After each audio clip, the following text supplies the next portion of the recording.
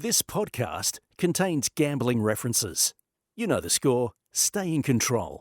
Gamble responsibly. Call 1-800-858-858 or your local state gambling helpline. 9 podcasts. This is Six Tackles with Gus, with Matthew Thompson and Gus Gould.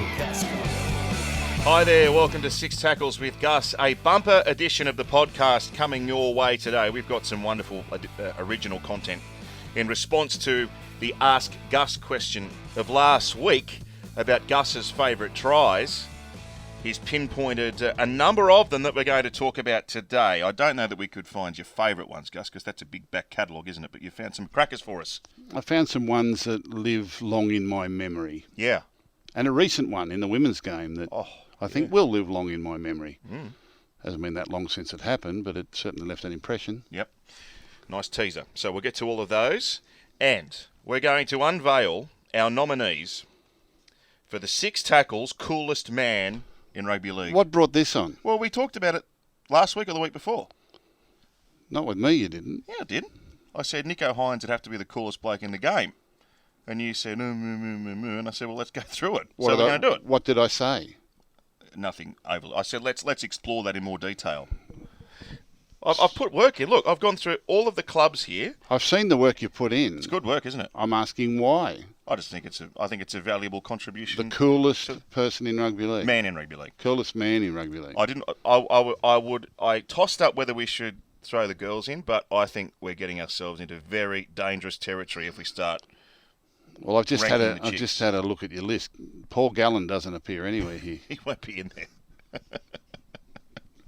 He won't be there. The tightest blokes in rugby league. Captain coach. Oh, well, there's only one nominee. Yeah, that's right. So that's a bit of fun for us today. And a crucial round of games coming up, of course. Gus and I have just been trying to work out the scenarios, but my head starts to spin, so I'm going to leave that to Gus to go through. A couple of serious things. We'll get those out of the way, then we'll get on with the fun. James Tarmo, contrary conduct charge downgraded at the judiciary last night. He misses one game, so he'll be back for the West Tigers' final game of the year at Leichhardt. You're happy with that? You were suggesting that probably should have been the case? Yeah, absolutely. As I pointed out, I was quoted off social media by mainstream media at different times this week, but I've known James for a long time, and as I said immediately on Saturday night when we saw the vision of it here at Channel 9, that I have never, ever, ever seen him react anything like that in any circumstance, anywhere. He's one of the most calm and sincere blokes you'll ever meet in your life, and it was obviously a build-up of a number of things that happened during the game, and obviously the scoreline would have been affecting that as well. So, and the fact that he owned it straight away after the game, which I knew he would. He went straight to the press conference and he spoke in his own words and spoke about how embarrassing it was and how he'd done the wrong thing, and he'll take whatever penalty comes his way. We see people with the indiscretions on and off the field over the years, and they come out 3 days later with a prepared statement and read off a sheet of paper that they're sorry, and you don't really think it's sincere. They're doing it just as part of the penalty. But James, what I said was the action that he made against the referee obviously needs to be discouraged, and the 2 to 3 week penalty that the match review committee came up with was appropriate. However, in a case-by-case situation, giving his long standing in the game, giving his exemplary record as a player in the game, giving his leadership in his latter years, and the fact that he owned this straight away and was sincere and apologetic immediately after the game, and it was totally out of character. Plus, that it will never happen again. This is not someone that's going to be a repeat offender, and given he's right at the back end of his career, and that could have easily been his last game in the NRL. That's not the way he would like to be remembered, and it's not the way we should have to remember him either. So, what I was suggesting was that the league, if common sense and compassion was shown, would make it known that that's the penalty for this type of behaviour. However, in this circumstance, given the individual and his history, that perhaps that penalty could be suspended or, in fact, reduced. And I was encouraging him to go to judiciary and not so much challenge what the penalty was, but just to put his point of view across and show his remorse and hopefully find some compassion within the judiciary to allow him one more game in the NRL before he retires or heads off to England. So thankfully that was the case. Common sense, the game has sent its message, which is a strong one we need to send. But James Tamou deserves any sort of compassion and leniency in this case, and I don't think there is anyone in the game that would object to that decision. A couple of things about that I thought were very telling.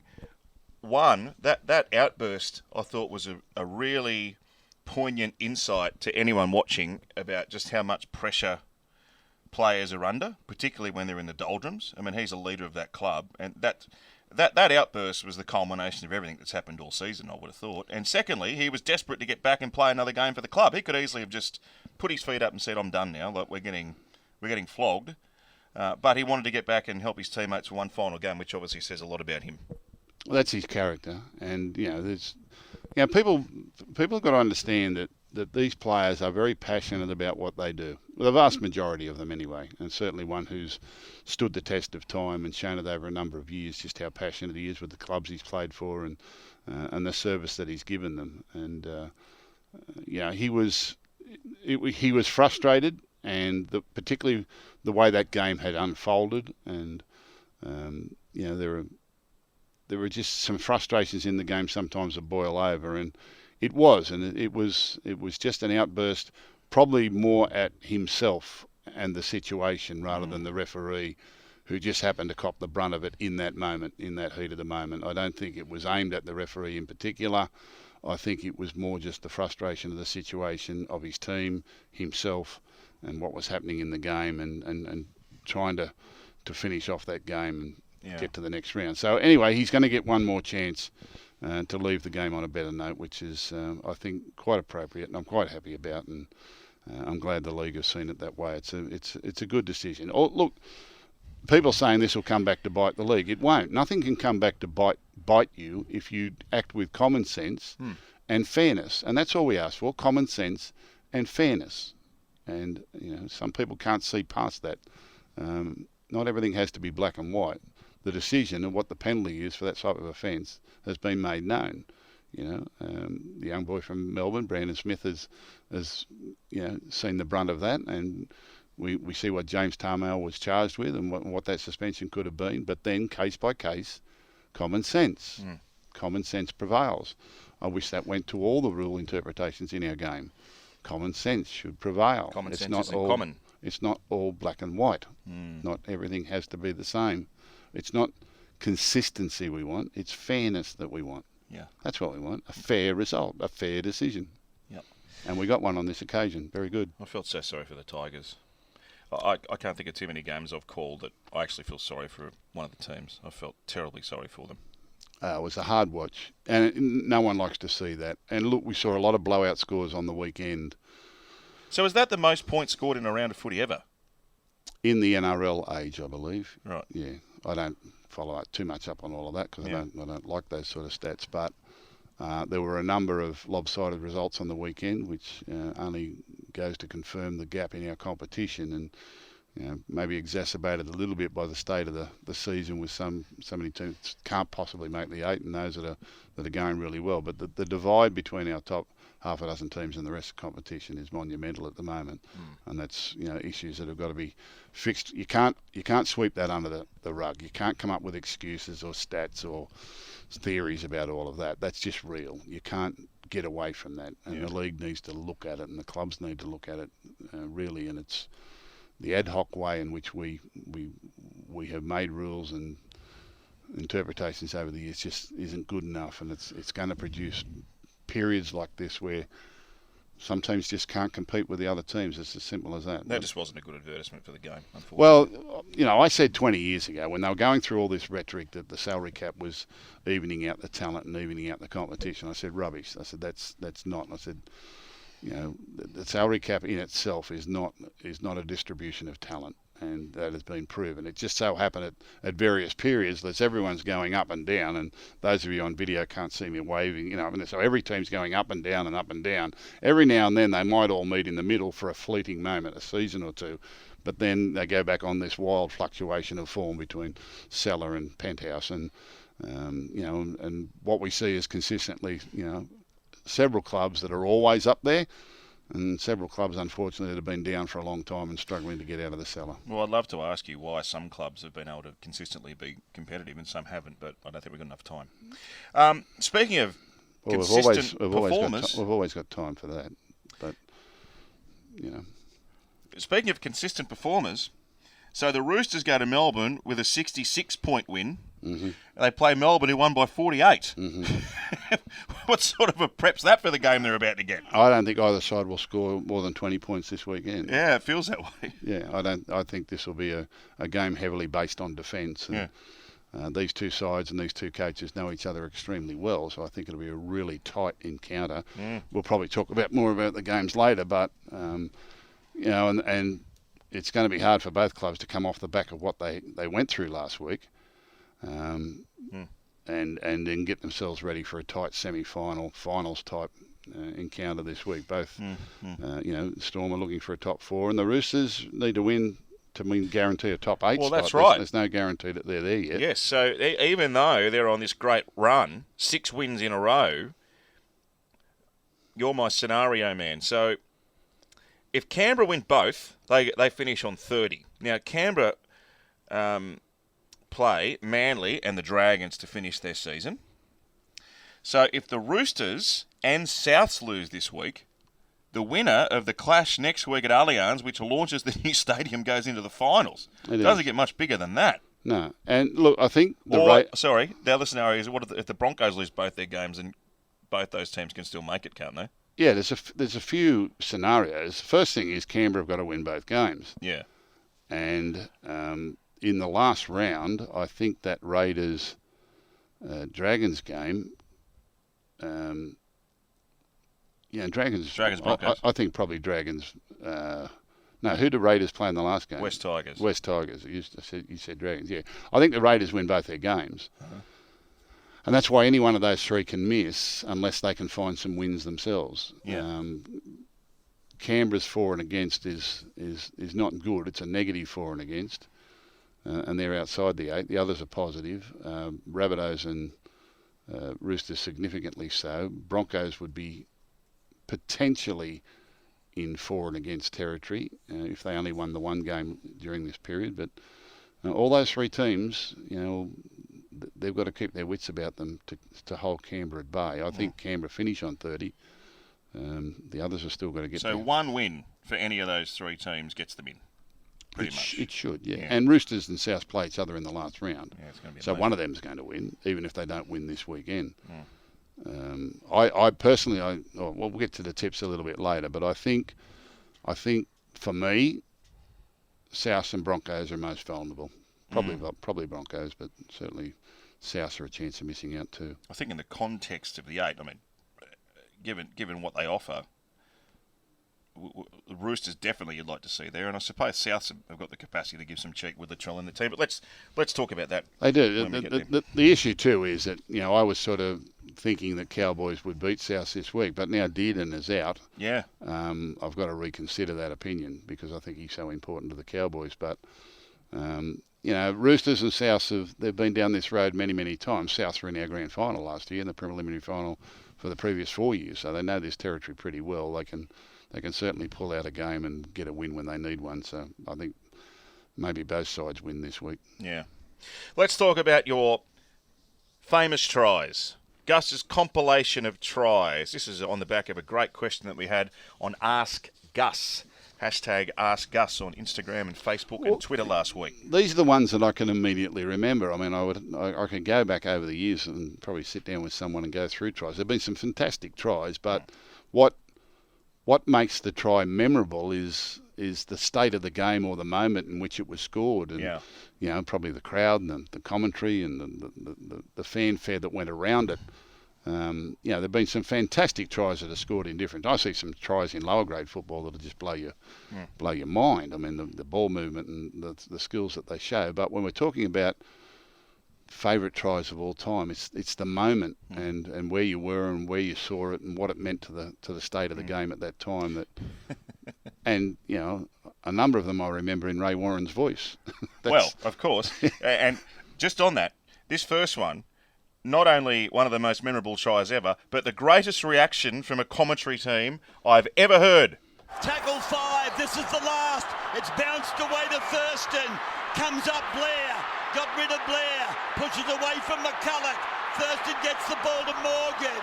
Morgan crosses the 20, comes away to O'Neill, gets the ball away. That was so good.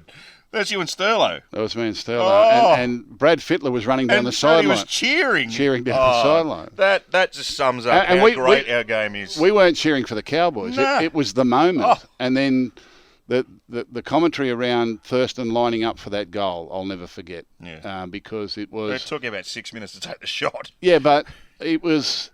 While his teammates are in a huddle up there getting ready for Golden Point and convincing themselves, look, if he misses this, and trying not to live in the hope that if he kicks this, we win the premiership. But he was one of the game's greatest ever players and greatest ever point scorers with a kick after the siren to win North Queensland their first ever comp. And it was just set up perfectly by the football gods for what I would have said would have been the greatest moment in rugby league history. The greatest single moment in rugby league history was for Thurston to kick that goal. And the ball was swinging back in and then found a way to float and hit the post. So I'll never forget it. Was the field goal not the greatest moment in rugby league history? It was kind of not, it wasn't an anticlimax, but I questioned why the football gods would wait 5 minutes because, we had to go through the whole Ben Hunt drama there. Oh, Why did we have to that's punish? why they did it. Yeah, why Just did we to get have a bit to? more drama? Why did we have to punish that young man to get the result when they could have easily let the Thurston goal slide through, which would have been single-handedly the great. I mean, you can imagine, like kids, like in the backyard when we were practicing our goal kicking and living out dreams and all that sort of thing of wanting to be an That's the NRL player. situation. That's the situation you dream of. Yeah.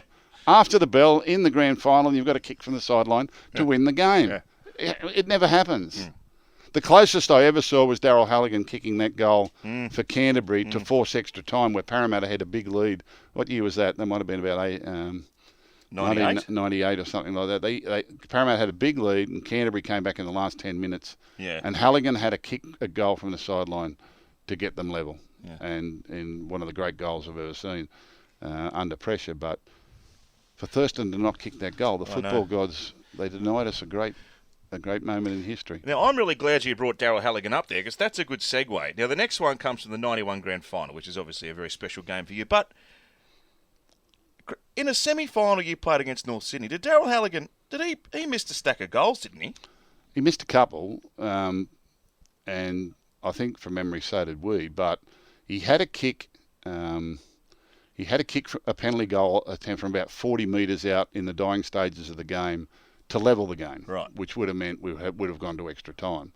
But he missed that, and then we went on to play in the grand final. They lost the final to Canberra the next week. It's probably unfair because it was a fair way out and was right at the end of the game. And he only just tugged it a little bit to the left, but he didn't miss a stack of goals on the day at all. It was a pretty tight encounter. I think Penrith, we got out to a 12-point lead or something, and then in the second half, North Sydney scored a couple of tries, and we ended up winning the game by 2 points. Right. He's filthy on Daryl Halligan. Brace. James Bracey. Oh, filthy. Is he? He says he's the worst kicker. He cost us a premiership in 91. How did James Bracey become a North Sydney fan? I don't know. James Bracey wasn't even alive in 1991. And how is he still a North Sydney fan? Oh, he's paid for all these signs on the posts, the lamp posts around him. I've seen all that. I know. Try number 2. One of the great grand final tries. Fittler to Alexander. Set piece from the Panthers, but the defence is there again. Geyer with a super ball to Fittler. Fittler back to his arm.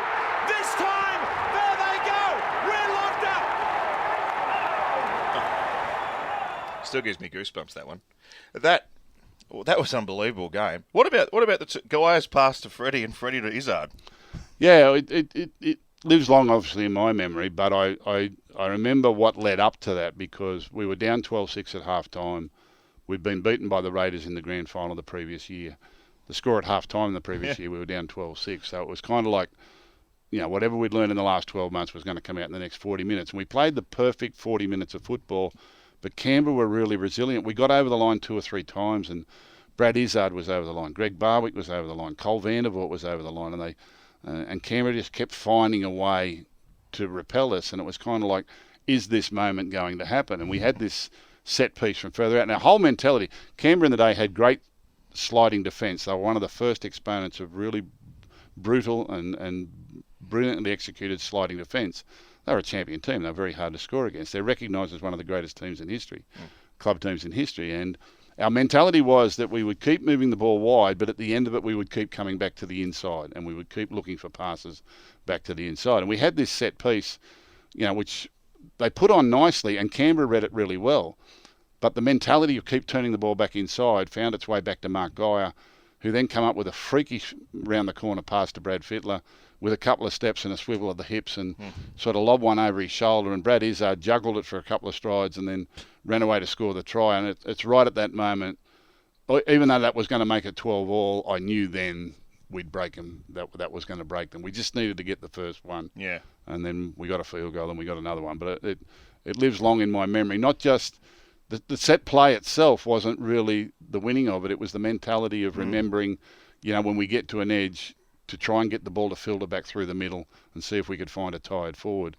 And they did it perfectly. And great players, Geyer, Fittler, Izzard. And Mark Geyer, listen to you. The Panthers got their first ever. Well, he would have done it anyway. I don't think he was listening at team talks, Mark Geyer. He didn't take much notice of me. If you're a young Panthers fan, or if you're a young footy fan, you need to go back and watch that '91 grand final. It sort of gets lost a little bit. It's an epic grand final. Brilliant It's a really epic grand final. I don't know how you coped up there in the stand. My God. I was just sitting down on the sideline. Yeah, heart rate wouldn't have been above 160. Okay.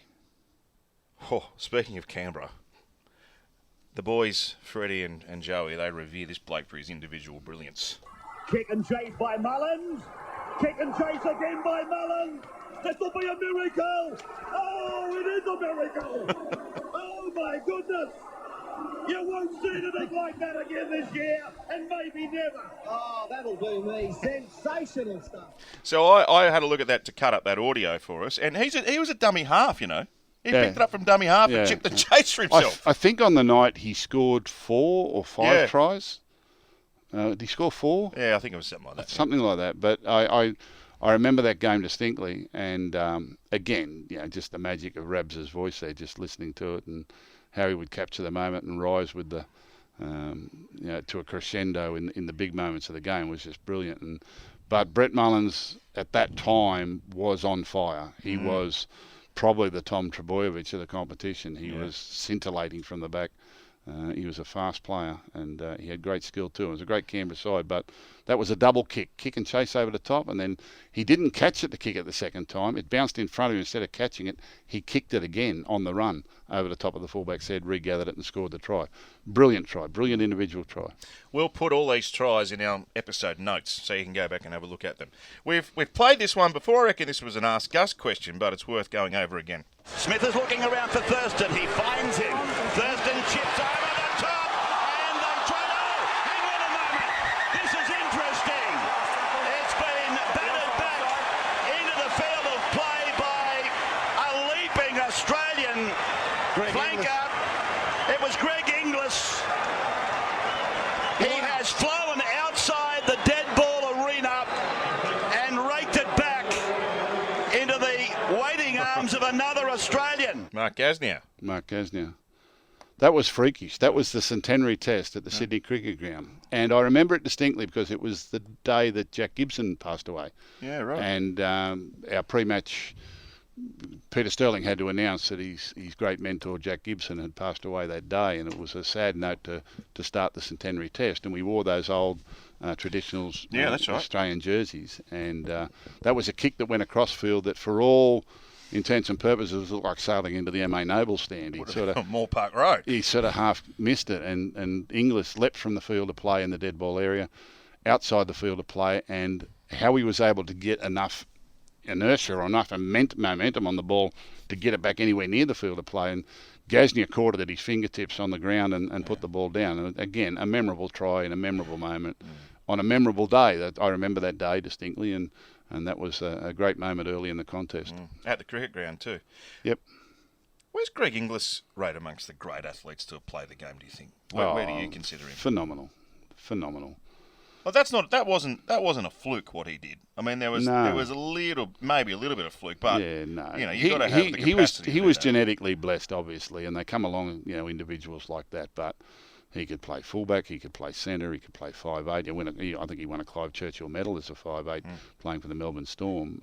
But wonderful athlete. I can remember early in his career the long-range tries, and we used to play it in slow motion and watch how his head was perfectly still and how graceful his body moved, and it was just a perfect running motion. And you know, they're not pure sprinters, the rugby league players. But he had that beautiful, fluent sprinting action and scored a lot of long-range tries. But that one, he had a massive try assist. He was able to propel himself outside the field of play and knock the ball back over his head into the path of Gasnier, who put it down. Great man, Greg Inglis. G'day, GI. Anzac Day 2004. Australians, now Fittler. Puts on the step, goes right through, puts on the step again. Oh, go Freddie! That was magnificent stuff. Well, age shall not weary them. Freddie Fittler scores on Anzac Day. Brilliant try. Off the big left, up it again, and over to score. What an appropriate try. Oh, Age shall not weary. You loved that, didn't you? You wanted to use it, and he's given you cause to. Big left foot step between two grasping. Great line, Rabs. And that was... So when did Freddie retire? End of 2004.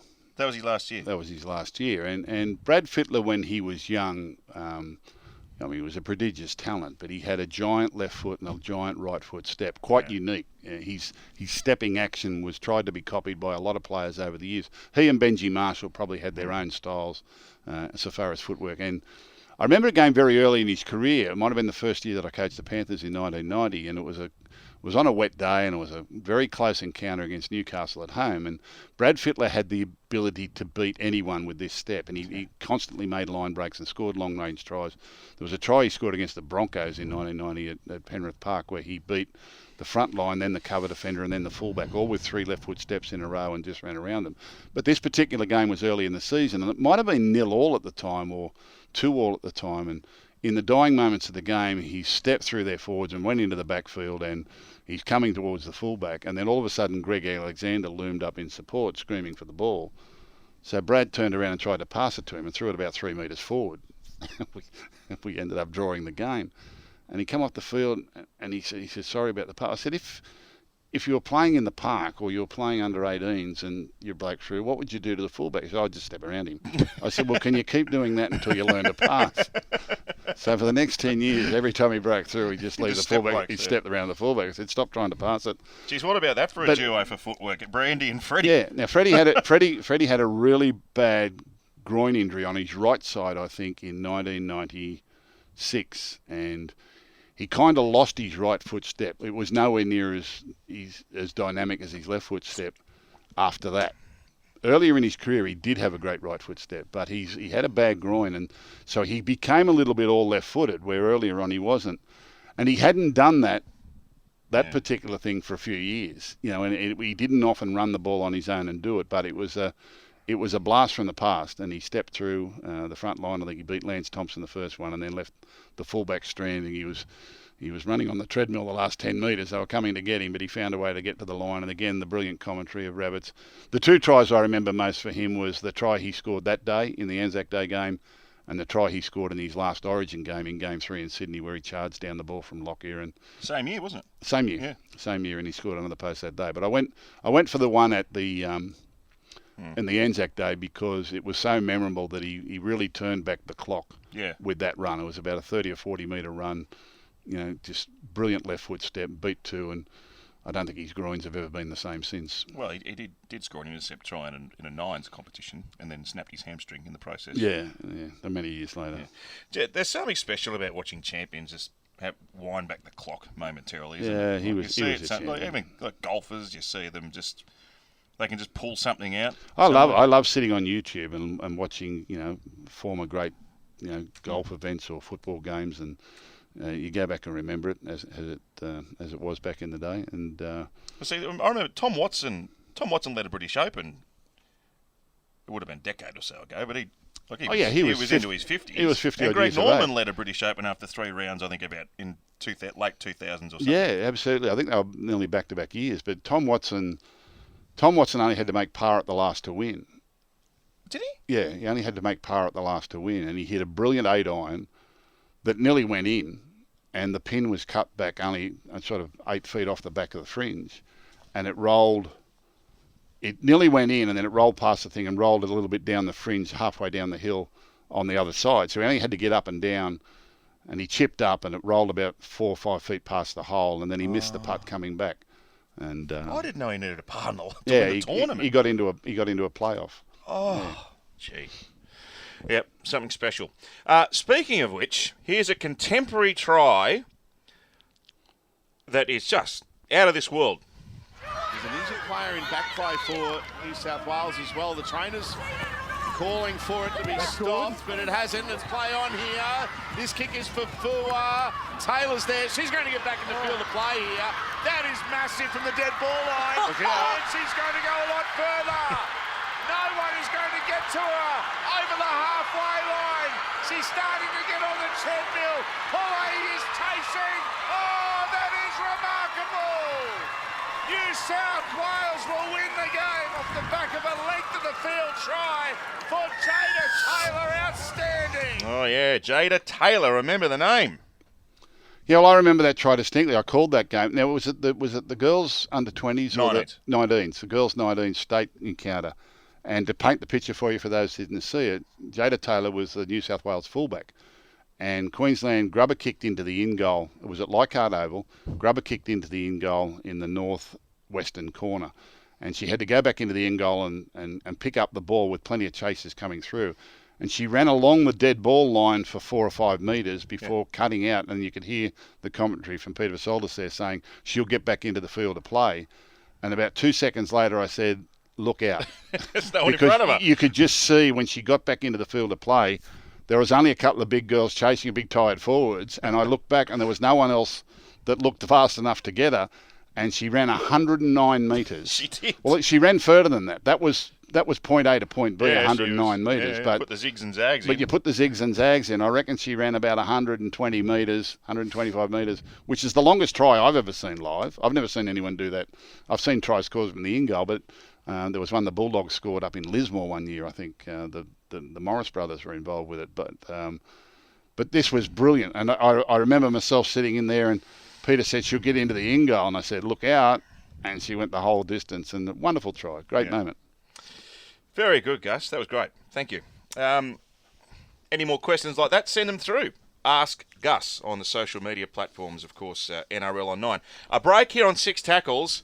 Oh, this might be controversial. Coolest man in rugby league.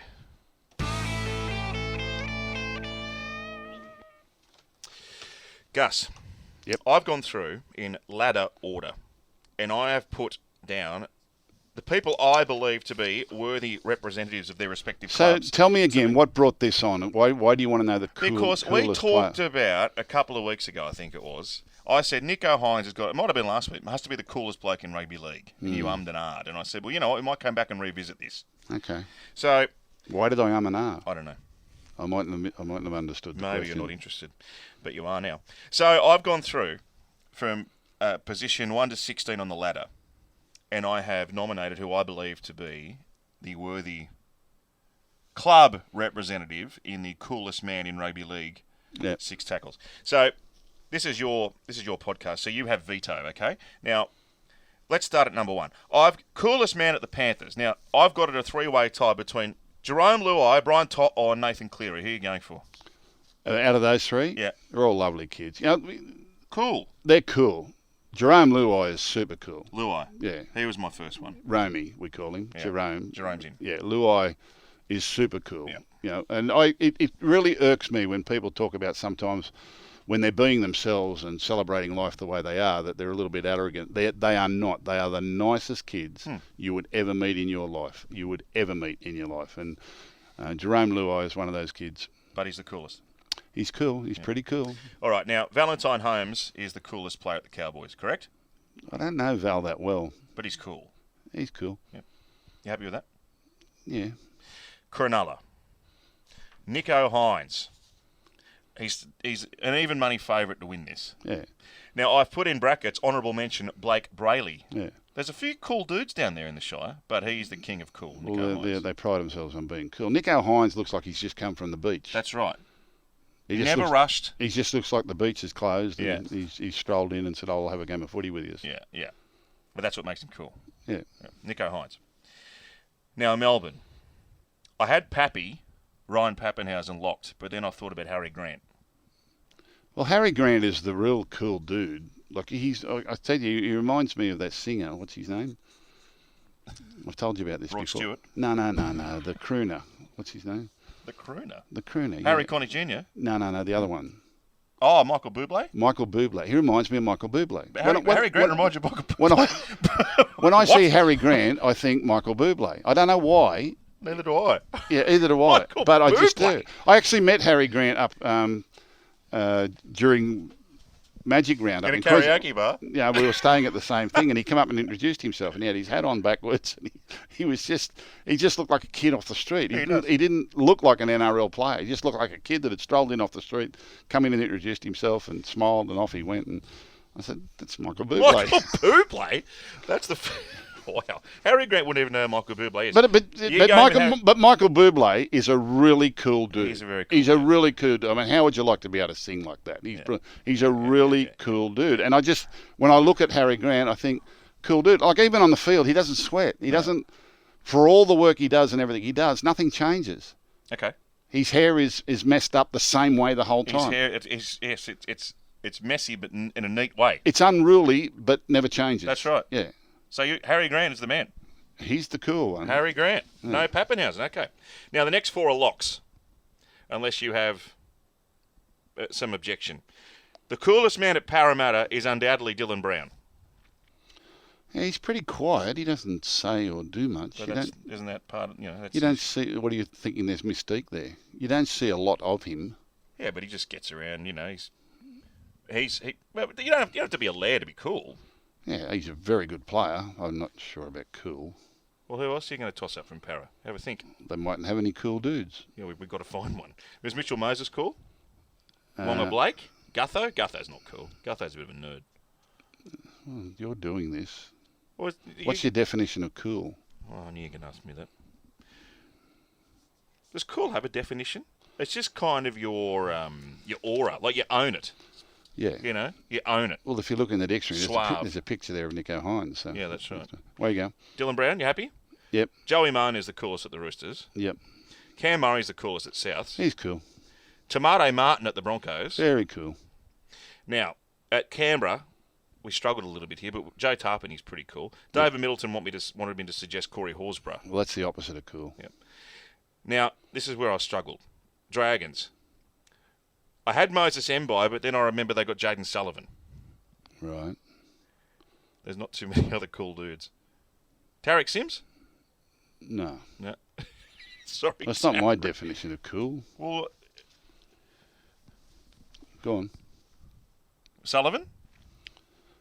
Yeah, he's a cool kid. Reuben Garrick represents Manly. Okay. Sean Johnson, the Warriors. Now, the smoky in this whole thing is Dominic Young from Newcastle. He's a cool dude. He's got dreadlocks. I've met Dominic. Have you? Yeah, Jamaican. Yeah, that's right. Yeah. So just on that basis, he's super cool. Cool. He's super cool. Yeah. AJ Brimson from the Titans. Now, we're really struggling with the Gold Coast, the West Tigers. I initially had Luke Garner. Yeah. And then Freddie laughed at me. Then I said Brent Naden. And then Freddie said New Brown. Right. Look, let's leave the Tigers out. None of those blokes have got any chance. And the coaches are tossed up between Ivan Cleary and Wayne Bennett. I'd throw Brad Fittler into that mix. Oh, yeah, Freddie. Yeah. He's a coach. Yeah. He's a cool dude. Righto. So we've got to come up with 6, and then what we're going to do is we're going to put polls on Twitter, and the audience and the viewers are going to narrow it down to 2, and you can choose the coolest one next week. Okay. So... You want me to name 6? Process of elimination. Yeah. Who do you want me to take out? No, I want Jerome Luai. He's in. I want Nico Hines. Yep. I want Harry Grant. Yep. Harry Grant? Yeah. I want the Fox. That's sorry. I didn't ask you about. I was going to ask. Josh Addo-Carr from the Bullets. Yep. Yeah. Dominic Young. Yep. You want one more? Yep. Cam Murray. Gee, you left a couple out there. Who? I thought Joey Manu was a certainty. And I thought Ruben Garrick I thought he was a good thing to get in. Did you? Yeah. Well, I don't know your definition of cool. Anyway, they're my 6. Okay. Jerome Luai, Nico Hines, Harry Grant, Josh Addo-Carr, Dom Young, and Cam Murray are our finalists for the 6 tackles coolest man in rugby league. 3 of them play for Melbourne. Maybe that's saying something about the populace down there. We're going to put it on Twitter, and you can vote. And then we'll get down to 2, and you can choose it next week, okay? And then we'll get a trophy made up. I've just had a text message from the Bulldogs. Luke Thompson has been sick overnight, did a rapid test, came back positive. He's off for a PCR now. No. He'll be missing from the game on the weekend.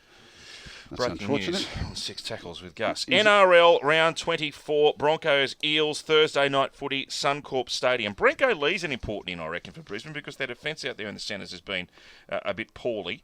And Parramatta, I think they're pretty much steady as they go. I'm expecting a big bounce back from the Broncos. I think that they'll be embarrassed by what happened last week. It was a little bit of a return to a couple of years ago when their defence just broke down completely. I'm expecting a much better performance. They are quite capable of winning this because I'm still not convinced which one's going to turn up for Parramatta. Good Parramatta, bad Parramatta. People saying Parramatta were good last week, and they were, but they ran into a very poor Bulldogs team who played poorly and didn't cover up their 5th tackle options all day. Just kept gifting the ball back to Parramatta, tries and line dropouts. And can I just ask you, on face value here, take away the multiple personalities of Parramatta.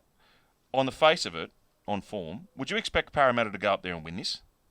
Like, would you normally be thinking this is the game they should win? No, because they've given no indication of consistency all year. They've given no indication that they can be consistently good week in, week out. But I think what I'm saying is, if put that aside, look, they should win this game, shouldn't they? They should. Yeah. They should, and I think they will. Eels. Panthers over the Warriors. Jerome Luai's back. Panther. How good's this? Storm Roosters down in Melbourne. Can't wait to call this one. Cannot wait. And big ins. Lindsay Collins is in. Siwa Taukei'aho is in. Mm-hmm. And Felice Kafusi comes back from Melbourne too. So they've still got a couple missing Melbourne, namely Ryan Pappenhausen, but 2 cracking teams. Yep. There's also a young bloke named in number 20 for the Roosters. Yep. A kid called Swao Wong. Right. Who I think could be the next big thing in rugby league and for that club. What's his name? Extraordinary Wong. Swea. Wow. Swea Wong. Okay. He's still SG ball age. He's still under 19s, but has had a few games in the New South Wales Cup and excelled, and I see he's now on the bench, and I wouldn't be surprised at all if he gets a game, particularly if they win this one, that he plays against South as a debut in the final game of the year. But he might be one of the most outstanding young forwards I've seen come through the game in the junior rep football for some years. He's probably as exciting as what a young Boyd Cordner was at the same age when he came through. So similar types of players? No, Wong's got a lot more in the skill department. He's very, very, very, very good ball runner. He's a pretty special talent. Now they've named him on the bench this week in number 20. I guess there's some encouragement. I doubt that he'll probably make the side this week, particularly with Lindsay Collins and Siwa Taukei'aho out coming back. So. Look, I think the Roosters will go to Melbourne and win this. Wow, okay. I really do. I think they'll go to Melbourne and win this one. Hey, Gus, where's Drew Hutchison? Is he not there? I don't know. Have they left him out? Yeah. Oh, the fans will be up in arms. You still get votes. You still get man of the match. You still get votes in the Rooster poll. Oh, that's the best ever, that. Raiders, Manly, in Canberra. Manly packed it up this year. It wasn't good the other night, was it? The Raiders have got a hell of a lot more to play for. I would imagine there'll be some embarrassment for the Manly that they'll want to put that behind them, and you could see the pain in some of the players there. But no Jake Trbojevic. You can see his absence. Yeah, Raiders, it's just too important for them. They surely can't drop that. They dug a hole for themselves last week against Newcastle, and they've always struggled in those games that they're really expected to win. They have, haven't they? Yeah. It's just been a trait with them for some time. They find a way to make it difficult in those. They can match the top teams, but they can get beaten by the lesser sides too. And they got themselves in a hole against Newcastle and did really well to get out of it, because Newcastle were there to win and played pretty good. But they did that, and they had a good second half, and they won the second half 20-0, which was pretty good in those circumstances. So they clicked it up after half time. Yeah, they're back at home this week and should be too strong for an understrength Manly side. All right, Andrew Fifita plays his last home game for the Sharks against the Bulldogs. If you were a Tiger official, would you hesitate to scoop him up for a year? The way he's played, he'd be really good value as a senior player. He's not playing long minutes, but they're constructive minutes, they're impact minutes. He's a premiership winner. He's got great experience. It's probably salary cap wise now a little bit beyond Sharks to carry a player like that. Having had so many games for the club, he should be salary cap exempt under my model, but that's not to be. I don't make the rules. I just have to live by them. Rabbitohs Cowboys. Now, Tom Burgess is back for South. I haven't got my phone on me, so you can have a look at that for me, maybe. I know that the Hammer's playing fullback and Drinkwater's playing 5'8", with the absence of Dearden, who actually will miss, did they say 4 weeks at least? Really, that's a big blow for them. That's a massive blow for them. Look, I thought Cowboys were a certainty in this. I just think that their style of football will really trouble South Sydney. South Sydney have trouble containing sides. They've got no trouble scoring points. They have trouble containing sides. And I just, if the Cowboys are one of the better attacking teams in the competition, I can't see why Cowboys won't score at least 4 or 5 tries in this game. Valentine Holmes is kicking goals. So South have got to score 30 to win at least. And the Cowboys' defence is better than that. Now, with Dearden being out, that's a problem. But Drinkwater is probably, if he can hold up his end defensively, attack-wise, he's going to be a weapon there. And the Hamaso at the back obviously brings into the game his speed and evasiveness.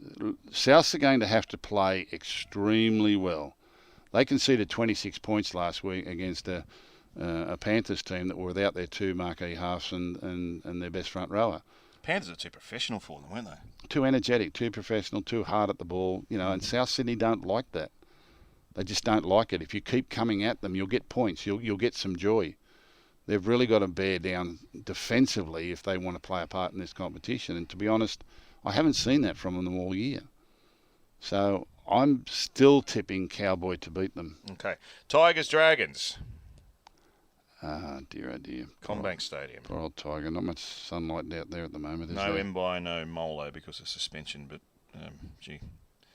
you couldn't tip the Tigers after last week, could you? Oh, no chance in the world. Dragons will beat them. Titans Knights Sunday footy. Seabus Super Stadium. All right. Well, Titans should win this, but who knows? Gee whiz, you just don't know, do you? NRLW. First round was excellent last week.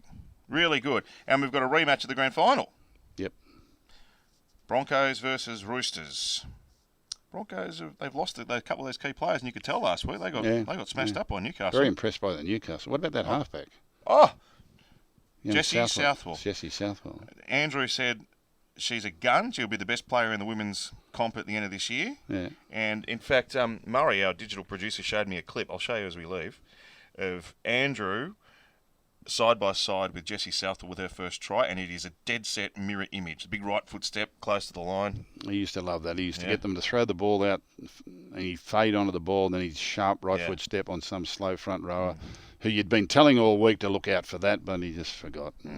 He's a front rower. Andrew Johnson go over and score again. Roosters were good. Roosters with a big win. Broncos, they've got a little bit of ground to make up with a few losses. Yeah, well, it's good. They'll come back. They'll bounce back. Who are you tipping? You can tip in the NRLW? Or? No. Okay. Eels Dragons. We can see that one live on 9Gen, by the way, Saturday 1 p.m. Eels Dragons. Rooster. will win that game, Broncos. Okay. Eels Dragons, Combank, that's Sunday midday. Dragon will beat Eels. And then you'll see the Titans versus the Knights, two pretty exciting footy teams. Yeah. 6:10 p.m, 9 gem, Sunday. Whoever Jessie Southwell plays for in the future, I'll be tipping them every week. Okay. She is brilliant. Yep. Absolutely brilliant. It's another bad news. The sister's out, ACL. Yeah, I saw 9 that. months. I saw Terrible. that. Hannah. Yep. She's been a good player for a number of years too. Do you know what? Millie Boyle is the best front rower in the world. Like, you know, if you compare her dominance of that position to the NRL, well, she's that far. You know my ratings notes that I bring up from time to time about footballers and their individual contributions throughout the game. You didn't do the women's too, did you? My ratings man did provide me with with player values out of the women's, and I can tell you that from the first round of football, there were some extraordinary results. Extraordinary results in the types of numbers that they were posting, which, you know, the top two girls in the first round on statistics or on contribution rates were Isabel Kelly and Samantha Bremner, and their figures are in the Trebojevic-Tedesco class of their contribution overall to the game. But, you know, a number of the girls put up some really good numbers there on the weekend. Steph Hancock third? Steph Hancock, wow. yeah. And that wily old front rower. Yeah. She contributed over 500 to her game average and some really high numbers on, you know, metres per minute and contributions per minute. She's a very, very busy player. Young Jessie Southwell, the girl that we were talking about earlier. Yeah, halves tend to have big negatives in their game because they're doing a lot, and so, you know, there are little things that they sort of mark down. But she produced some brilliant numbers too for a thing. So so I'll keep having a look at these. We'll keep them going through and have a look. So every girl was rated in the whole first round, and we'll get some numbers over a period of time, and then we'll start to compare the teams in how they rate. So that's just our personal rating system that we've been using for a long time. Well, it's a great product. Some really good performances. It really was. And look, it's great to watch, and so you'll be able to see it here on 9. Thanks, Gus. That was good fun. I love you reminiscing about some of the great tries. I'm sure everyone listening will enjoy that as well. Yes, sadly none that I scored were in that list. I never got onto the good list. Well, I can give you a little exclusive sneak peek of next week. Yeah. The trivia is back, and I've asked David Miller to put together a Gus quiz. Questions about you. I'll get them all wrong. See you next week. I don't remember the 80s.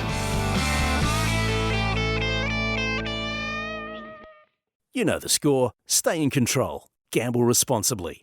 Call 1-800-858-858 or your local state gambling helpline.